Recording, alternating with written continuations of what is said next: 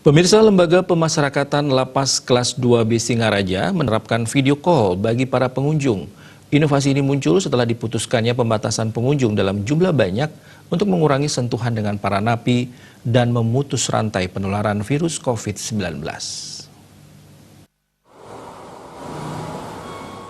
Suasana siang di Lapas Kelas 2B Singaraja sangat lengang, padahal pukul 9 hingga 11.30 merupakan waktu berkunjung. Namun sebagai dampak virus corona, kunjungan kini ditiadakan oleh pihak lapas, diganti dengan inovasi video call. Kalapas Kelas 2B Singaraja, Mutzaini menjelaskan, fasilitas video call merupakan kebijakan Lapas Kelas 2B Singaraja untuk memberikan kesempatan kepada keluarga narapidana berkomunikasi.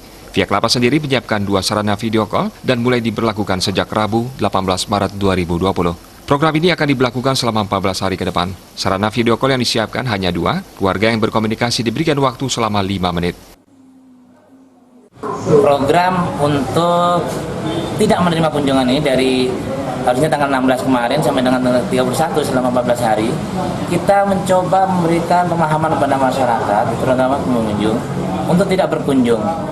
Akan tetapi kita memberikan opsi yaitu dengan jalan keluar untuk video call. Nanti teman-teman media boleh uji coba dengan perangkat yang sudah ada. Bukan berarti narapidana diberikan handphone, tidak.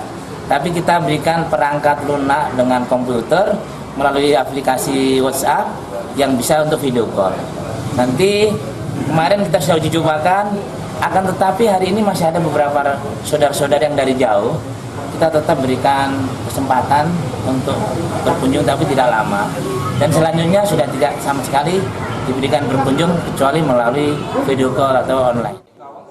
Selain video call mengantisipasi penyebaran corona, Lapas Kelas 2B Singaraja juga menyediakan hand sanitizer dan selalu menyosialisasikan pola hidup bersih dan sehat.